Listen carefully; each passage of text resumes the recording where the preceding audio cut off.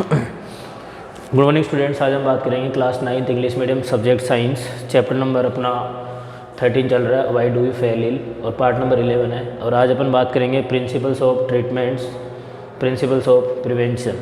अपन किस तरह से जो ट्रीटमेंट है उसको अपन करते हैं, उसका प्रिंसिपल क्या होता है, और कोई भी डिजीज़ है उसको अपन किस तरह से रिड्यूस करते हैं, वो अपन बात करेंगे। तो देखिए, प्रिंसिपल ऑफ ट्रीटमेंट में अपन ये देखते हैं कि कभी कभार जब हम बीमार पड़ते हैं तो हमारे घर वाले किस तरह से हमारा ट्रीटमेंट करवाते हैं, या अपनी तबीयत बहुत ज़्यादा बेकार होती है तो हम सोना ज़्यादा पसंद करते हैं, रेस्ट लेना पसंद करते हैं। रेस्ट अपन इसलिए लेते हैं ताकि हमारी बॉडी के अंदर जो एनर्जी है वो कंजर्व रहे, और हम अलग अलग तरह के जो माइक्रोब्स और बैक्टीरिया जो उनसे लड़ सकें, और अलग अलग तरह से हम मेडिसिन्स लेकर भी अपनी बॉडी को ठीक करने की कोशिश करते हैं। या फिर सबसे पहले अपन इसको दो अलग तरीक़ों में डिवाइड करते हैं। पहला तरीका ये होता है कि हम उस पर्टिकुलर डिजीज़ के कोज का पता लगा लें, उसको प्रिवेंट करें, उसके क्या क्या इफेक्ट है उनको प्रिवेंट करें, या फिर सिम्टम्स के आधार पर भी हम क्या कर सकते हैं, जो डिजीज़ है उसका ट्रीटमेंट कर सकते हैं।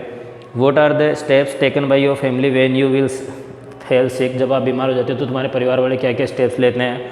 Have you ever thought why you sometime feel better if you sleep for some time. और जब आप कभी कभार बिल्कुल अच्छा फील करते हो, अच्छा महसूस करते हो, क्योंकि आप कुछ देर के लिए रेस्ट करते हो, आप सो जाते हो। When does the treatment involve medicines. और कब हमें जो ट्रीटमेंट है, जो इलाज है, उसमें दवाइयाँ लेनी चाहिए। Based on what we have learn so far it would appear that there are 2 ways to treat an infectious disease. जितना भी हमने इस चैप्टर में सीखा है, या जो डिजीज़ के बारे में हमने जानकारी प्राप्त करी, उसके आधार पर हम 2 तरीक़ों से कोई भी इन्फेक्टियस डिजीज़ है उसको ट्रीट कर सकते हैं। One would be to reduce the effect of the disease and other to kill cause of the disease. ठीक है, तो 2 तरह से हम कर सकते हैं। एक तो हम डिजीज़ को ही रिड्यूस कर दें, और एक उसके जो कॉजेज़ हैं उनको रिड्यूस करें। अर्थात पहली चीज़ तो किस तरह से वो बीमारी क्या क्या हमें इफेक्ट दे रही है और उसके क्या क्या रीजन्स हैं, इसके अकॉर्डिंग अपन ट्रीटमेंट कर सकते हैं। For first we can provide treatment that will reduce the symptoms. The symptoms are usually because of inflammation. और सिम्टम्स हमें इन्फ्लेमेशन की वजह से आते हैं। इन्फ्लेमेशन मतलब क्या होता है, हमारी बॉडी के अंदर जो स्पेशल सेल्स होती हैं वो बैक्टीरियल्स या माइक्रोब्स को रिड्यूस करती है, उनको किल करती है और न्यू सेल्स को जनरेट करती है। तो इन्फ्लेमेशन प्रोसेस से भी अपन जो बैक्टीरियाज हैं उनको ख़त्म कर सकते हैं, अपना ट्रीटमेंट कर सकते हैं। For example we can take medicine that bring down fever, reduce pain और लूज मोशन। जैसे अपन दवाई लेते हैं तो अगर हमारे फीवर है या फिर लूज मोशंस है वो आसानी से ख़त्म हो जाते हैं सिम्टम्स के according. We can take bed rest so that we can conserve our energy. और हम बेड रेस्ट इसलिए लेते हैं ताकि हम अपनी एनर्जी को कंजर्व करें, बचा के रख सकें। This will enable us to have more of it available to focus on healing. जिससे हमारा जो हीलिंग है प्रोसेस है वो इंक्रीज होता है। But this kind of symptom directly treatment by itself will not make the infecting microbes go away and disease will not be cured. परंतु symptoms से हम इलाज करते हैं तो उसमें जो मेडिसिन आदि की ज़रूरत पड़ती है, तो डायरेक्टली जो भी जिस भी तरह की डिजीज़ है उसको अपन डायरेक्टली कम्प्लीटली इसको डिस्ट्रॉय नहीं कर सकते हैं। For what we need to be able to kill off the microbes. तो हमें और कुछ अलग ट्रीटमेंट करने पड़ते हैं ताकि हम माइक्रोब्स को ख़त्म कर सकें। How do we kill microbes. हम माइक्रोब को किल कैसे करते हैं। One way is to use medicine that kill microbes. We have seen earlier that microbes can be classified into different category. तो हमने शुरुआत में इन्फेक्टियस एजेंट्स में देखा था कि जो माइक्रोब्स होते हैं वो अलग अलग कैटेगरीज़ के होते हैं। इनके अंदर बहुत सारी वेराइटीज़ होती हैं, जैसे अपने bacteria, virus, fungus, worms, protozoa, influenza, आदि तरह के अलग अलग तरह के जो इन्फेक्टियस एजेंट्स होते हैं, और इनको अलग अलग कैटेगरी में अपन डिवाइड करते हैं इनके सिमिलर कैरेक्टरिस्टिक्स के आधार पर। उससे हमें पता चल जाता है और उसके अकॉर्डिंग हम इनका ट्रीटमेंट करना शुरू करते हैं। Each of this groups organism will have some essential biochemical life process which is peculiar to that group not set with the other. और इनके अंदर कुछ सिमिलर कैरेक्टरिस्टिक्स या बायोकेमिकल मैकेनिज्म्स होते हैं जो सभी के अंदर सेम नहीं होती और एक दूसरे से शेयर नहीं करते हैं। दिस प्रोसेस में be pathway for the synthesis of new substance और एस्पायरेशन। इससे कुछ नए सब्सटेंस और एस्पायरेशन बन जाते हैं, जिससे कि पर्टिकुलर डिजीज़ को अपन आसानी से ट्रीट कर सकते हैं।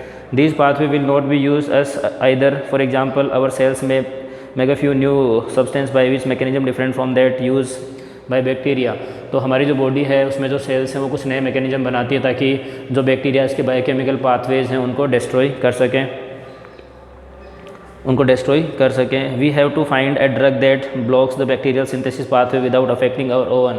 और जब हम बहुत ज़्यादा बीमार होते हैं, मेडिसिन लेते हैं, अपन मेडिसिन जो लेते हैं वो अंदर जाकर क्या करती है, जो भी बैक्टीरिया वायरस के बायोकेमिकल पाथवे उनको ब्लॉक कर देती है, हमारे ऊपर उसका कोई प्रभाव नहीं पड़ता है। This is what is achieved by the antibiotic that we are familiar with. Similar there are drugs that kill protozoa such as malaria and parasites.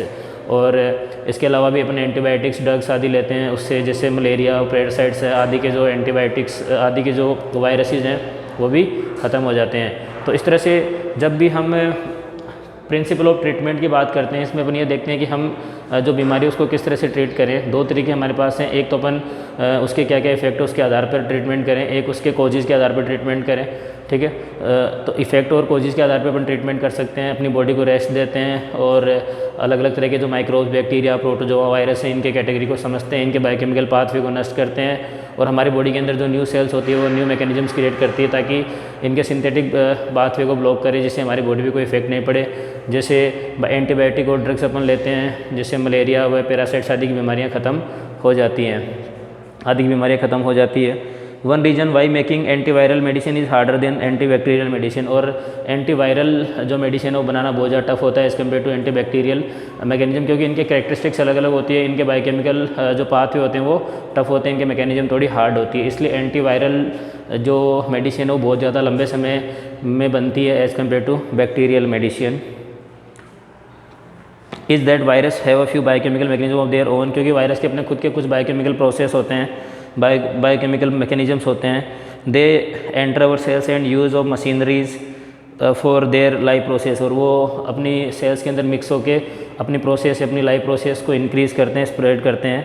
This means that they are relatively few virus specific target of to aim it, और इनमें से कुछ virus का target ये होता है कि ये पर्टिकुलर ऑर्गन्स और टिश्यूज़ को डैमेज करें।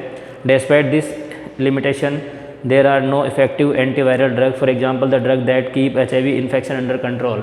तो अभी ऐसी कोई ड्रग्स बनी नहीं है जिससे कि अपन वायरल ड्रग्स जिनसे जैसे HIV वायरस है इनको कम्प्लीटली, कैंसर इनको कम्प्लीटली डिस्ट्रॉयड कर सकें। तो इनके लिए खाली अपन हल्का फुल्का डोज देकर इनको कंट्रोल कर लेते हैं, बट इनको कम्प्लीटली डिस्ट्रॉयड नहीं कर पाते हैं, क्योंकि इनके अंदर अलग अलग बायोकेमिकल मशीनरी प्रोसेस होते हैं जो खुद के इंडिविजुअल पाथवेज बनाते हैं जो पर्टिकुलर पर्सन को बहुत ज़्यादा परेशान करते हैं।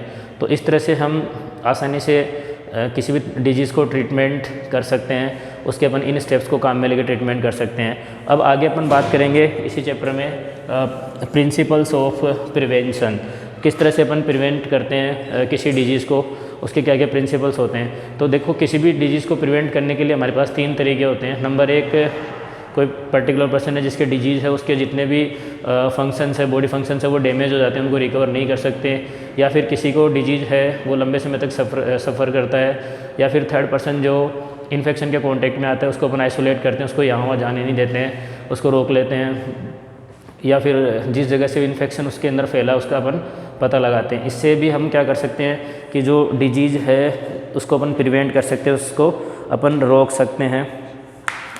सकते हैं, इसके अलावा भी हम 2 अलग तरीक़ों से भी बेसिकली किसी भी डिजीज़ को स्टॉप कर सकते हैं, उसको रोक सकते हैं। एक होता है अपना जनरल मेथड, एक होता है अपना न्यूट्रिशियस फूड मेथड। तो जनरल एक्सपोजर में क्या करते हैं कि जैसे कोई व्यक्ति है वो एयरबोर्न माइक्रोब्स के कांटेक्ट में आया है तो उसको अपन ऐसी क्राउड प्लेसेस पे जाने से उसको रोकेंगे, ऐसी जगह अपन उसको नहीं जाने देंगे ताकि वो इन्फेक्शन के कांटेक्ट में नहीं आए, उसको मास्क या फिर हैंडकरचीफ्स आदि यूज़ करने की सलाह देंगे।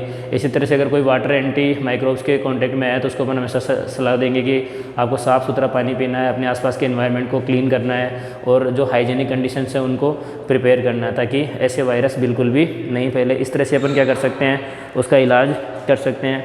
इसके अलावा भी हम अलग अलग तरीके से, जैसे किसी क्लास के अंदर कोई बच्चा है वो उसके फीवर आदि है या फिर कोल्ड कफ है, वो स्नीज कर रहा है तो वो अपने आसपास के क्लासमेट्स को भी इन्फेक्शन दे सकता है, परंतु सारे क्लासमेट उससे इन्फेक्टेड हो ऐसा ज़रूरी नहीं है, क्योंकि यहाँ पर इम्यून सिस्टम वर्क करता है। तो जिसकी बॉडी का इम्यून सिस्टम जितना ज़्यादा स्ट्रॉन्ग होता है वो आसानी से माइक्रोब से लड़ लेता है, और जिसका इम्यून सिस्टम कमज़ोर होता है वो माइक्रोब से लड़ नहीं पाता है। और हमारी बॉडी के अंदर कुछ स्पेशल सेल्स होती हैं जो हमेशा ऐसे बैक्टीरियाज से लड़ने के लिए रेडी रहती है और उनको हमेशा किल करती है और न्यू सेल्स को क्रिएट कर देती है। इस तरह से हम हमारी बॉडी से क्या कर सकते हैं, किसी भी डिजीज़ को प्रिवेंट कर सकते हैं।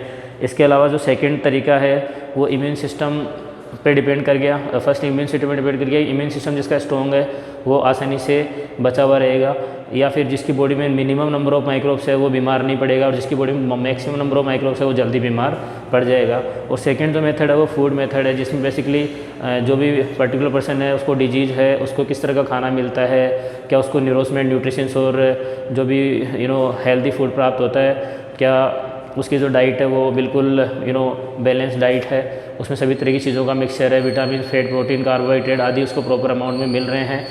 तो इन सभी चीज़ों से उसका जो इम्यून सिस्टम है वो डेवलप होता है। अगर वो कमज़ोर है तो वो आसानी से डिजीज़ के कांटेक्ट में आएगा। तो इन सभी चीज़ों को ध्यान में रखकर अपन क्या कर सकते हैं, आसानी से किसी भी बीमारी को क्या कर सकते हैं, प्रिवेंट कर सकते हैं।